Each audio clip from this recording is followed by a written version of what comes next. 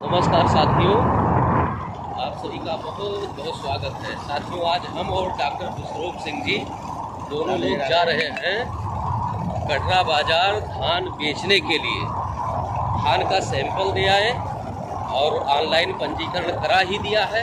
वहाँ बताया जाएगा कि किस दिन धान आपको लाना है, तो उस दिन धान ले जा कर के और तौल होगी, फिर उसका पैसा 48 घंटे बाद खाते में आ जाएगा।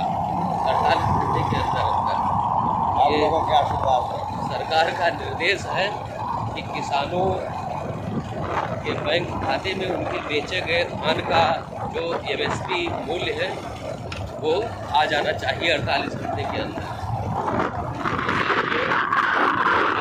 सैंपल धान तैयार हुआ है, बढ़िया सैंपल दिया है। आप लोगों का क्या विचार है कमेंट बॉक्स में अवश्य दीजिएगा। हर हर महादेव। हर हर महादेव।